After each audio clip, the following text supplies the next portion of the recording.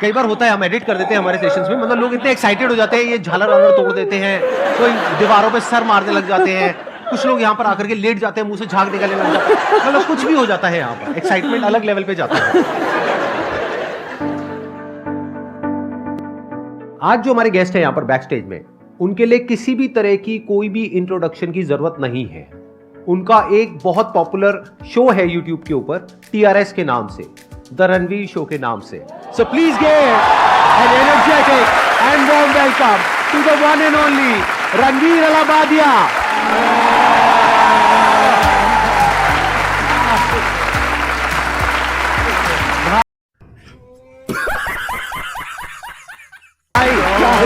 मैं आपको नहीं छोड़ने वाला हूँ।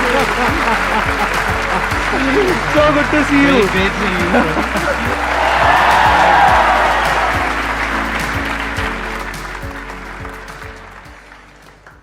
बहुत अच्छा लग रहा है बट थोड़ा स्ट्रेंज लग रहा है क्योंकि मैं कॉलेज से आपका यूट्यूब चैनल देखते जा रहा हूँ and I am just little overwhelmed. I must say you look better in person Thank you, than sir. in videos. वैसे वीडियोस में भी आप बहुत अच्छे लगते हो, लेकिन ऐसे आप और अच्छे लगते हो। आपकी जो एनर्जी है, जो स्माइल है, I must आपकी say भी that. और बहुत ज्यादा अलग है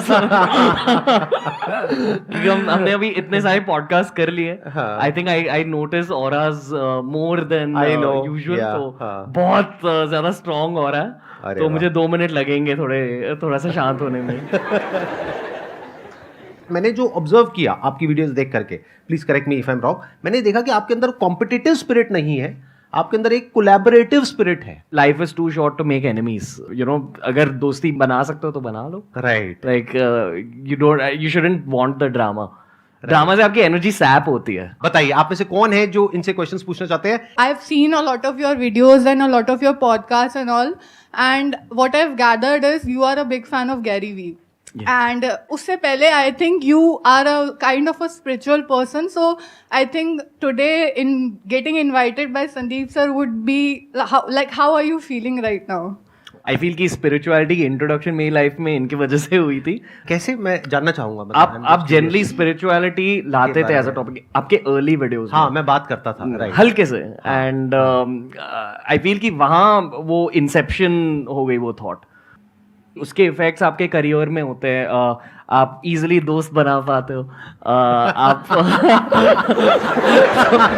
तो it brings positive effects. And I feel कि the most positive effect is आपके जो खुद के घर पे रिलेशनशिप्स है, आपके रोमांटिक रिलेशनशिप्स है, उनको भी फायदे मिलते हैं। I know that you are seeing someone, kind of dating someone, and you are not able to connect with us spiritually, like the mental stimulation that you need. You are not able to get that from her. नहीं ऐसा नहीं। You have mentioned it in a video. I have seen that video. Is it serious or are you like? आप सीधा पूछिए ना जो पूछना चाहते हैं। आपकी और अभी तो रुको, क्लाइमैक्स अभी बाकी है। शादी हो गई नहीं हुई? नहीं, I'm single and I'm looking. That's why I'm asking. हाँ, ठीक है। I am also single actually. Okay. पर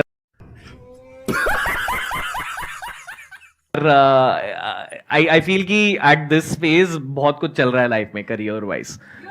आई एम ओपन। एक मिनट माइक लेकर के बोलिए। जिसमें Because I इंटरेस्ट है think जनता का वही बात करी जाए तो बेटर है।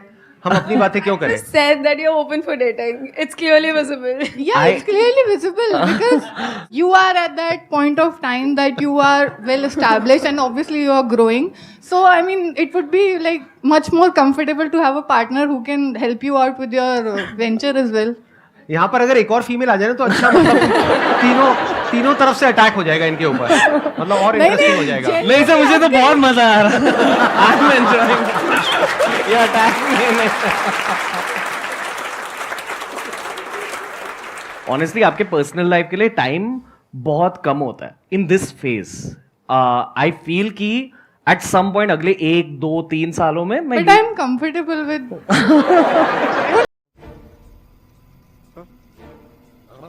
have any issues. आप एक काम करो, आप यहाँ आ जाओ, मैं वहाँ बैठूं।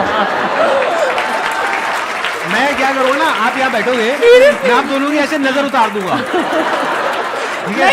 बड़े बुजुर्गों का यही काम होता है, वो आशीर्वाद देने के लिए होते हैं। प्लीज बैठ जाइए, प्लीज बैठ जाइए। हाँ रणवीर, ये क्या हो रहा है? आज से पहले ऐसा कभी नहीं हुआ है कि तो ये स्पिरिचुअलिटी का सब कमाल दीवाने है। हो गए हैं आपके यहाँ पर आते ही एकदम से। हाँ मैं ये जानना चाहती हूँ, डायरेक्टली क्वेश्चन पर आती हूँ।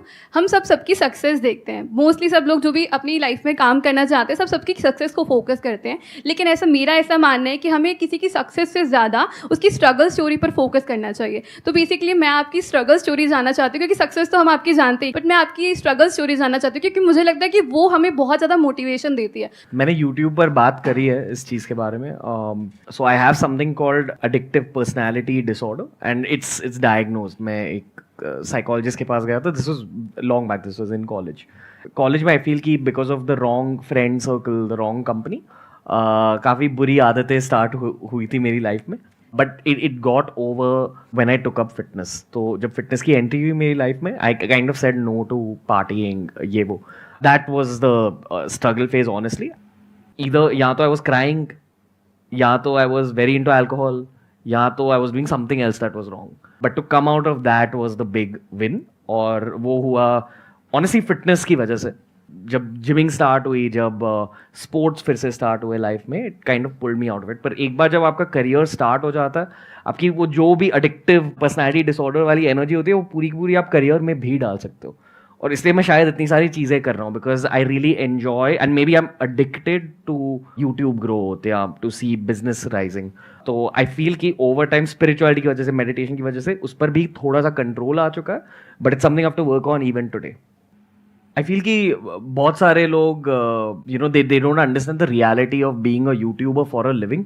आई फील कि आपका केस बहुत यूनिक है, क्योंकि आप मोनेटाइज नहीं करते हो। But when you are monetizing it for a living, या आपकी यूट्यूब की इनकम आपके टीम्स की सैलरी पे कर रही है, तो numbers and all that really affects you. But I also feel कि अब कोई भी प्रोसेस को, स्पेशली प्रोसेस लाइक यूट्यूब जो क्रिएटिव है, अगर आप उस प्रोसेस को एंजॉय कर रहे हो, you will figure out a way to come out of it. But YouTubing में बहुत सारे डाउन फेजेस होते हैं, and it's regular to have down phases. तो early on the down phases would affect me a lot, early on hate would affect me a lot, but over time I've realized कि it's all doable। अगर एक किसी phase के बारे में बात करूं, आई फील कि early on in my career मैंने आमिर खान को टारगेट किया था उनके दंगल ट्रांसफॉर्मेशन के लिए। मैंने एक वीडियो बनाया था जिसमें मैंने कहा कि I think Aamir sir has used some injections for his body, which anyway I had my reasons back then. I feel bad कि मैंने किसी की फेम की वजह से उन्हें टारगेट किया, तो आई हैव दैट रिग्रेट। और उनसे मिलके मैंने अपोलोजाइज भी किया, नहीं एक्सेप्टेड द अपॉलजी।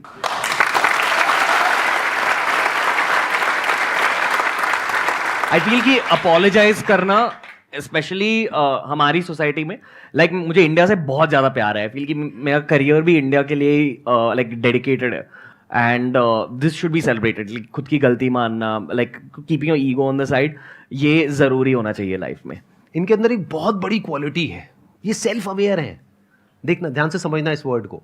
बहुत सारे लोग होते हैं वो सेल्फ अवेयर नहीं होते हैं, यानी अगर उन्होंने कुछ गलत किया तो उन्हें पता ही नहीं लगता है। देखा जाए तो इन्होंने कुछ बहुत गलत नहीं किया। यूट्यूब में नॉर्मल है कि किसी के बारे में कुछ बोलना, सब करते हैं, तो इन्होंने कुछ भी गलत नहीं किया, लेकिन उसके बावजूद भी इनके अंदर रिग्रेट आ गया, जबकि इनको व्यूज भी मिले होंगे उस वीडियो से।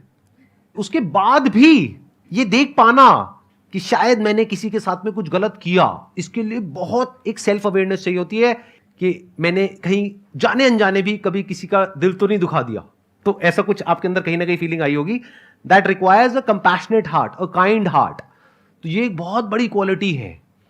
जिसके अंदर सेल्फ अवेयरनेस नहीं होती है वो कभी ये देख ही नहीं पाता कि मैंने क्या गलत कर दिया। जैसे कुछ क्रिमिनल्स होते हैं फॉर एग्जाम्पल, तो उन्हें अगर जाकर के आप पूछोगे कि भाई आपने क्या गलत किया, उन्हें पता ही नहीं उन्होंने क्या गलत किया, उन्हें पता तक नहीं है। क्यों? क्योंकि उनके माइंड में उनकी एक दुनिया है, एक बबल है, बस उसी में वो जीते हैं, उसी में मरते हैं, उसके बाहर वो कुछ समझ ही नहीं सकते हैं। सर मैं एनजीओ रन कर रहा हूँ जिसमें स्पेशल चिल्ड्रन को हम मोटिवेट करते हैं या ऐसा कुछ कर रहे हैं। तो मुझे ये क्वेश्चन है कि आप मुझे कुछ सजेस्ट कर सकते हो कि लाइक मैं उनको कैसे मोटिवेट करूँ, क्योंकि उनकी लाइफ है वो हमारी लाइफ से टोटली डिफरेंट है सर। तो I want to build something for them sir. Story telling, like I feel कि मतलब अभी 300 से ज़्यादा पॉडकास्ट कर लिए। जो सबसे बेस्ट मोटिवेटर्स होते हैं वो हमेशा सबसे बेस्ट स्टोरी टेलर्स भी होते हैं। और अगर आपने ये स्टोरी टेलिंग की स्किल क्रैक कर ली, आप किसी को भी मोटिवेट भी कर सकते हो और किसी की अटेंशन भी ग्रिप कर सकते हो। बट स्टोरी टेलिंग भी एक स्किल होती है, जैसे हम कम्युनिकेशन स्किल सीखते हैं, उसका एक सबसेट स्टोरी टेलिंग होता है। इस क्वेश्चन को मैं थोड़ा सा ब्रॉड कर देता हूं, जो आपने अभी क्वेश्चन पूछा है। सवाल ये उठता है किसी को भी मोटिवेट कैसे किया जाए कोई भी काम करने के लिए। तो आपको पहले उनके लेवल पर जा करके उनके वर्ल्ड व्यू को समझना पड़ेगा। आपका जो अपना वर्ल्ड व्यू है, जिस तरह से आप दुनिया को देखते हैं based upon your knowledge and experience, that is poles apart from their world view. जैसे आप कह रहे हो कुछ स्पेशल चिल्ड्रन है, वो बेसिकली मान लो कोई देख नहीं सकता है, तो उसका जो वर्ल्ड व्यू है वो आपके वर्ल्ड व्यू से बिल्कुल ही अलग है। कोई सुन नहीं सकता है, उसका बिल्कुल अलग है। तो पहले आपको उसके एंगल से समझना पड़ेगा, फील करना पड़ेगा, समझना पड़ेगा कि what is it that that person is going through. फिर उसके लेवल पे जा करके उससे बात करनी पड़ेगी कि देखो तुम्हारे जैसा ही एक बच्चा जो देख नहीं सकता था, आज देखो वो क्या कर रहा है, कैसे कर रहा है। आओ तुम्हें उनकी कहानी सुनाते हैं, वही जो इन्होंने बोला, स्टोरी टेलिंग।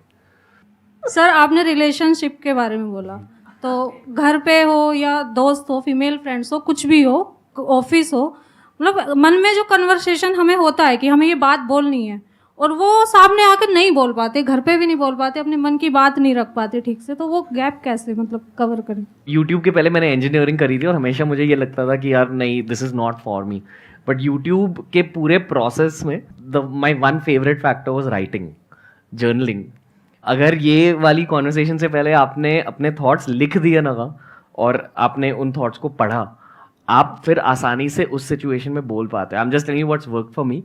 और जब आप उस सिचुएशन में होंगे, आपको ज़्यादा एनालाइज करने की ज़रूरत नहीं है, आप बस कह दो what's the worst that will happen, वो रिजेक्ट कर देंगे। तो I was about to say that. मजे की बात बताऊं, मेरे भी माइंड में यही चल रहा था जो अभी आपने कहा, और अगर मेरे से ये क्वेश्चन पूछते मैं भी यही जवाब देता कि पहले आप लिखो जी, और फिर कम्युनिकेट करो, या लिख करके कम्युनिकेट कर दो। कम्युनिकेशन के दो तरीके होते हैं ना, एक होता है बोल करके, एक होता है लिख करके।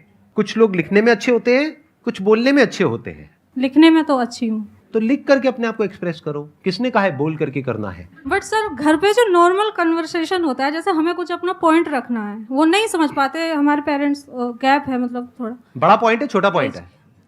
किसी बड़े पॉइंट को एक्सप्लेन बड़े करना point को भी है या सर। छोटे पॉइंट को एक्सप्लेन करना बड़े इंपॉर्टेंट है? point क्या को ज्यादा भी सर। इंपॉर्टेंट है? बड़े पॉइंट को एक्सप्लेन करना ज्यादा इंपॉर्टेंट है?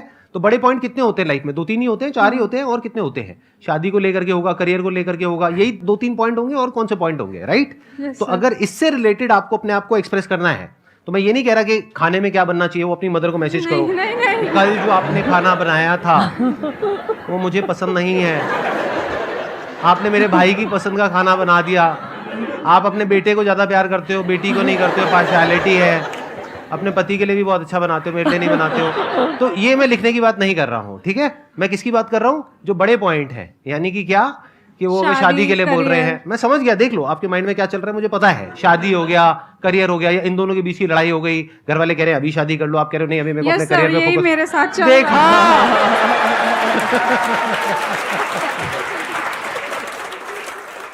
यही चल रहा है, मैं मना कर रही हूँ अभी नहीं शादी करनी। सच में सर शादी को बिल्कुल मन ही नहीं कर रहा मैं है। समझ गया हूँ, मैं समझ पा रहा हूँ आपके ऊपर क्या बीत रही है, लेकिन अब आप और ज्यादा कुछ मत बोलो, यहाँ पे कैमरास लगे हुए हैं, ठीक है? आप बैठ जाओ आराम से, मैं आपको जवाब देता हूँ। एक ही बड़ा पॉइंट निकल के आया ना, छोटे पॉइंट तो बहुत सारे हो सकते हैं, छोटों को छोड़ देते हैं। एक बड़ा पॉइंट निकल करके आया, तो इस बड़े पॉइंट को 1 दिन लगाओ, 2 दिन लगाओ, 10 दिन लगाओ, आराम से बैठ करके लिखो।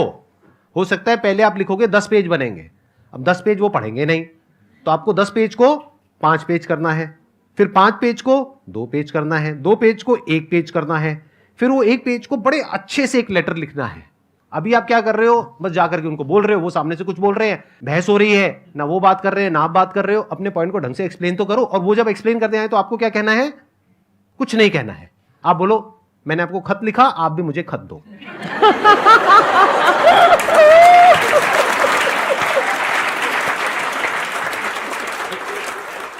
पहले तो सर मैं आपको बोलना चाहूँगा, मतलब आपने बोला कि कोई भी लड़की को इनको प्रपोज करना